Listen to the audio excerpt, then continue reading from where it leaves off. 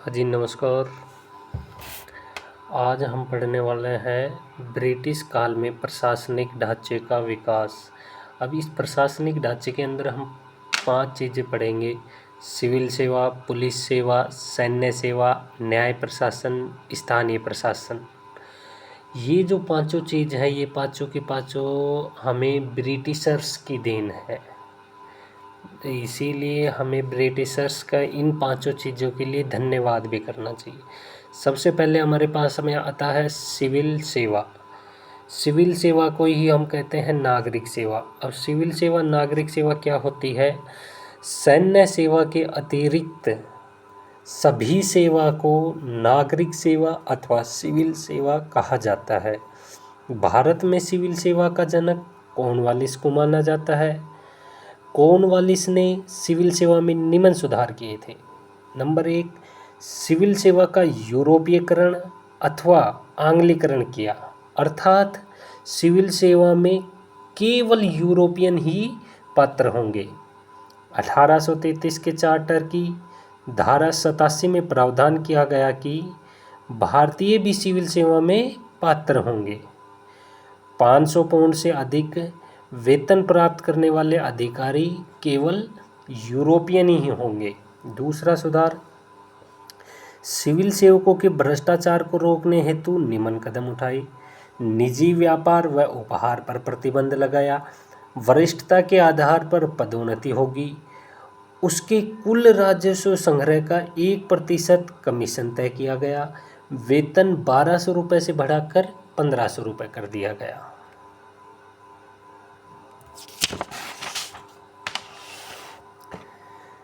नियुक्ति board of director, निदेशक मंडल के द्वारा की जाती थी। सिविल सेवा का दायित्व स्थायी बंदोबस्त को सफल बनाना था। कॉर्नवालिस से पूर्व वॉरेन हेस्टिंग्स ने भारत में प्रथम बार कलेक्टर पद सृजित किया था। 1772 में रोल्फ सेल्डन को पहला कलेक्टर बनाया, जिसका कार्य राजस्व संग्रह कलेक्ट करना था।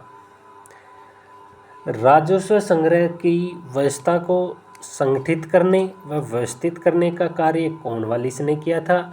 इसी कारण से कॉर्नवालिस को सिविल सेवा का जनक कहा जाता है। इस समय सिविल सेवकों की नियुक्ति निदेशक मंडल बोर्ड ऑफ डायरेक्टर द्वारा सीधे तौर पर की जाती थी, यानी कि जो भी स्नातक उत्तीर्ण आसार्थी है उसी को बोर्ड ऑफ डायरेक्टर चुन लेता था। इस कारण इन सिविल सेवकों के पास भारतीय भाषाओं, कानूनों, प्रशासन का ज्ञान नहीं था, न ही इनमें प्रशासनिक नैतिकता का ज्ञान था। इस कारण सिविल सेवा के प्रशिक्षण की महत्ता की आवश्यकता थी कि मतलब सिविल सेवकों को क्या देना होगा? प्रशिक्षण देना होगा। इनके प्रशिक्षण के लिए रिचर्ड वेलेजली ने फोर्ट विलियम कॉलेज की स्थापना की। 10 जुलाई 1800 को कलकत्ता में फोर्ट विलियम कॉलेज की स्थापना हुई। यद्यपि रिचर्ड वेलेजली ने इसकी स्थापना की तिथि 4 मई बताई है, क्योंकि इस दिन रिचर्ड वेलेजली ने टीपू सुल्तान को श्रीरंगपट्टनम में पूर्णतः पराजित किया था। इसमें 3 वर्ष तक प्रशिक्षण दिया जाता था। यह अवधि सिविल सेवकों का प्रोबेशन काल था।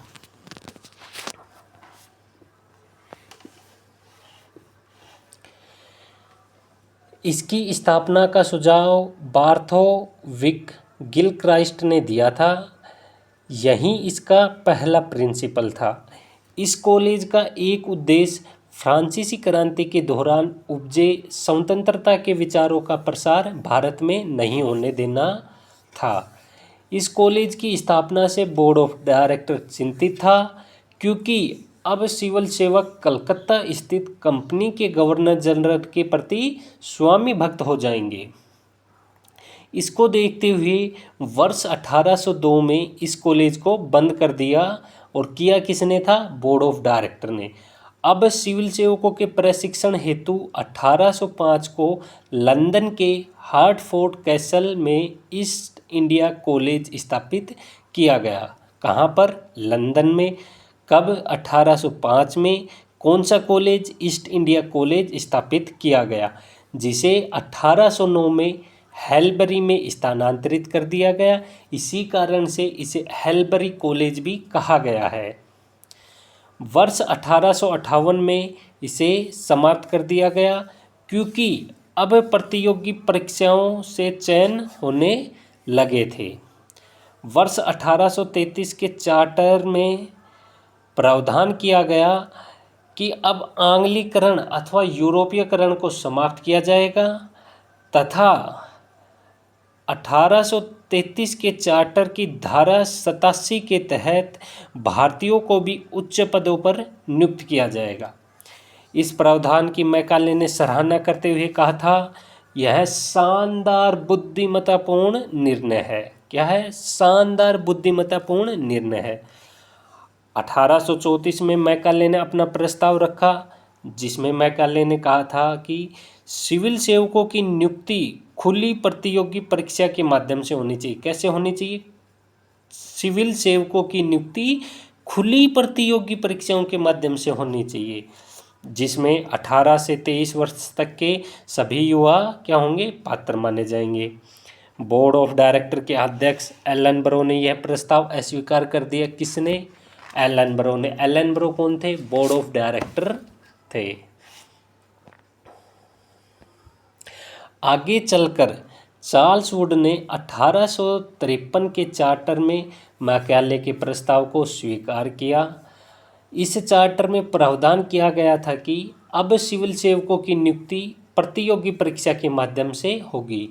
कब? 1853 में। किसने किया? चार्ल्स वुड ने। और क्या कहा था इसमें? क्या प्रावधान किया गया था कि सिविल सेवकों की नियुक्ति प्रतियोगी परीक्षा के माध्यम से होगी। इस हेतु 1854 में लंदन में लोक सेवा आयोग का गठन किया गया। कब? 1854 में। कहाँ किया गया? लंदन में। क्या किया गया था? लोक सेवा आयोग का गठन किया गया था। इस आयोग ने 1855 में पहली बार सिविल सेवा परीक्षा करवाई। कब करवाई थी? 1855 में। क्या करवाई थी? सिविल सेवा परीक्षा करवाई थी। कहाँ पर करवाई थी? लंदन के अंदर ये परीक्षा करवाई थी। हालांकि एक बात मैं बता देता हूँ आपको कि भारत में पहली बार सिविल सेवा का आयोजन 1922 में हुआ था। अब जो ये परीक्षा करवाई थी 1855 में, अब इसकी योग्यता क्या रखी? इसमें आयु रखी थी 18 से 23 वर्ष के लिए। परीक्षा के लिए कितने अटैम्प्ट दिए गए? 3 अटैम्प्ट दिए गए। इस परीक्षा में अंक कितने रखे गए? 1900 अंक रखे गए थे। और इसका सिलेबस क्या था? अंग्रेजी भाषा, पुरातन ग्रीक रोमन संस्कृति। क्या? अंग्रेजी भाषा, पुरातन ग्रीक रोमन संस्कृति थी। और साथ में घुड़सवारी पास करना भी आवश्यक बताया। ठीक है। अब इसके बाद में आता है इंडियन सिविल सर्विस एक्ट 1861, भारतीय सिविल सेवा अधिनियम 1861। 1860 से पूर्व के सिविल सेवा से संबंधित हुए नवाचारों को इस अधिनियम के माध्यम से वैधानिकता प्रदान की गई। क्या हुआ था इसमें? जो 1860 के पूर्व के सिविल सेवा में जो भी नवाचार हुए थे, उन नवाचारों को इस अधिनियम के माध्यम से वैधानिकता प्रदान की गई। इसमें भारतीय सिविल सेवा परीक्षा लंदन में आयोजन, पाठ्यक्रम प्रणाली को अंतिम रूप दिया गया था। किसमें? Indian civil service act 1861। प्रशासन के महत्वपूर्ण विभाग CCS कॉन्वेंटेड सिविल सर्विस प्रसंविदा नागरिक सेवा के लिए आरक्षित रखे गए थे। अब CCS यानी कॉन्वेंटेड सिविल सर्विस प्रसंविदा नागरिक सेवा में चयनित सिविल सेवकों को प्रसंविदा कॉन्वेंटेड पर हस्ताक्षर करना होता था। यह एक प्रकार का क्या था? बॉन्ड था। अधिकतम आयु निरंतर कम करते रहे ताकि भारतीयों को प्रवेश न मिले। 1860 में 22 वर्ष कर दी गई, 1866 में 21 वर्ष की गई और 1878 में 19 वर्ष की गई, जो कि किसने की थी? लॉर्ड लिटन के द्वारा की गई थी। इसके बावजूद भी सत्येंद्र नाथ टैगोर ने 1863 में सिविल सेवा परीक्षा उत्तीर्ण की। किसने? सत्येंद्रनाथ टैगोर ने। कब? 1863 में। क्या की? सिविल सेवा परीक्षा उत्तीर्ण की। 1864 में इनको अहमदाबाद पदस्थापन दिया गया। सिविल सेवा पास करने वाले सत्येंद्रनाथ टैगोर पहले भारतीय थे। ये था हमारा इंडियन सिविल सर्विस एक्ट 1861। अब इसके बाद में आता है स्टैट्यूटरी सिविल सर्विस यानी वैधानिक नागरिक सेवा SCS। 1879 में लॉर्ड लिट्टन द्वारा इसे लागू किया गया। कॉन्वेंटेड सिविल सर्विस के कुल पदों का 1/6 भाग, किसका? कॉन्वेंटेड सिविल सर्विस के कुल पदों का 1/6 भाग स्थानीय प्रशासन द्वारा मनोनयन किया जा सकेगा।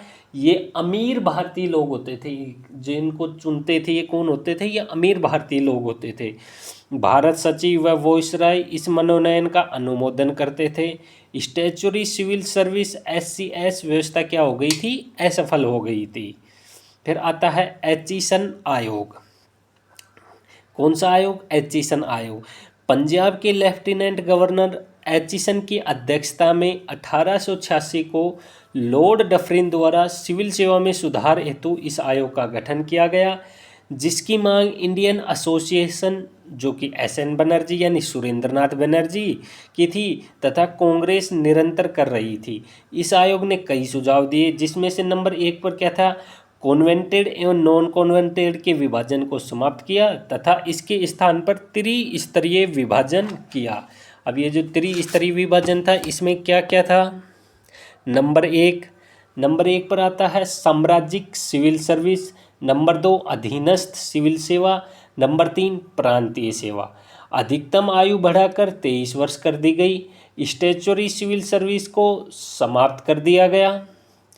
1863 के उस प्रस्ताव को खारिज किया गया जिसमें कहा गया था कि परीक्षा का आयोजन लंदन के साथ साथ भारत में भी होना चाहिए, मगर इस आयोग ने लंदन में परीक्षा का मत नहीं दिया।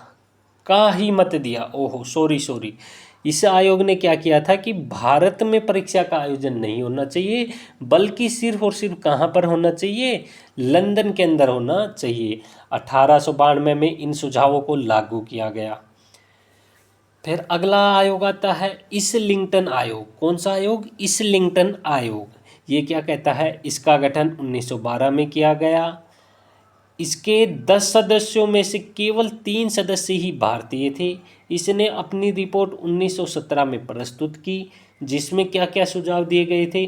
परीक्षा केवल लंदन में ही हो, 25% बड़े पदों पर भारतीयों से को भी शामिल किया जाए, जिसमें से कुछ तो सीधी भर्ती से लिए जाएं तथा कुछ क्या होने चाहिए?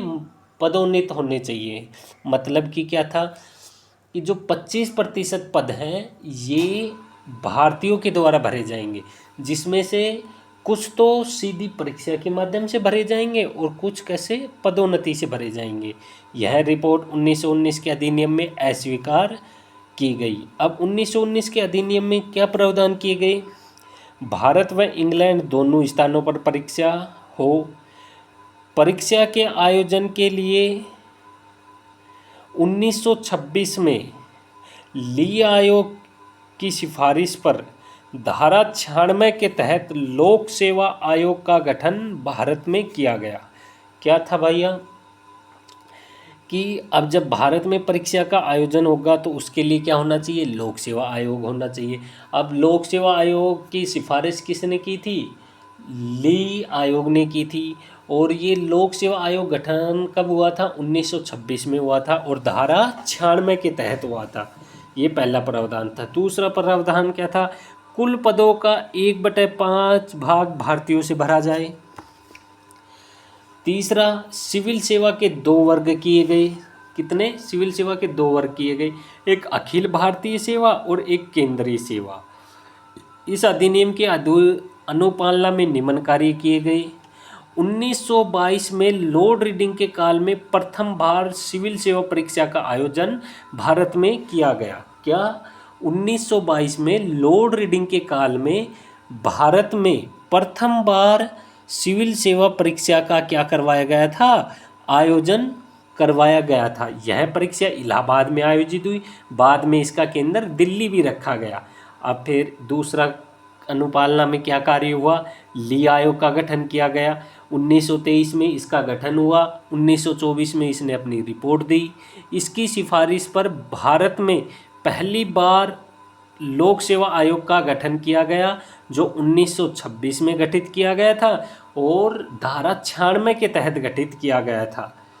और इसने क्या सिफारिश की थी ली आयोग ने, कि सिविल सेवा में 40% ब्रिटिशर्स होने चाहिए, 40% भारतीय होने चाहिए तथा 20% पद प्रांतीय सेवा से पदोन्नत किए जाए। कितने? 20% पद प्रांतीय सेवा से पदोन्नत किए जाएं। ठीक है, अब ये हो गए खत्म। अब आता है विविध तथ्य। विविध तथ्य में क्या है, 1935 के अधिनियम में क्या किया गया, फेडरल पब्लिक सर्विस कमीशन का गठन किया गया। किसका? फेडरल पब्लिक सर्विस कमीशन का गठन किया गया। दूसरा, प्रांतीय लोक सेवा आयोग का गठन किया गया। दूसरा तथ्य क्या था, आज़ादी के बाद अखिल भारतीय सिविल सेवा का जनक सरदार वल्लभ भाई पटेल को माना जाता है। आज़ादी के बाद अखिल भारतीय सिविल सेवाओं का जनक वल्लभ भाई पटेल को माना जाता है। वर्तमान में 3 अखिल भारतीय सेवा हैं। पहली, भारतीय प्रशासनिक सेवा IAS, भारतीय पुलिस सेवा IPS। ये दोनों कब लागू हो गई थी? 1947 से लागू हो गई थी। तीसरी आती है भारतीय वन सेवा IFOS, जो 1966 में क्या हुई थी? घोषित हुई थी। अब सबसे लास्ट में आता है 21 अप्रैल 1947 को अखिल भारतीय सेवा के पहले बैच को मेटकोफ हाउस दिल्ली में संबोधित करते हुए वल्लभ भाई पटेल ने सिविल सेवा को स्टील फ्रेमवर्क ऑफ इंडिया कहा था। क्या कहा था? स्टील फ्रेमवर्क ऑफ इंडिया कहा था। इस कारण 21 अप्रैल को सिविल सर्विस डे मनाया जाता है। इस कारण 21 अप्रैल को क्या मनाया जाता है? सिविल सर्विस डे मनाया जाता है। Okay, thank you. अगली क्लास में बात करेंगे न्याय व्यवस्था के ऊपर।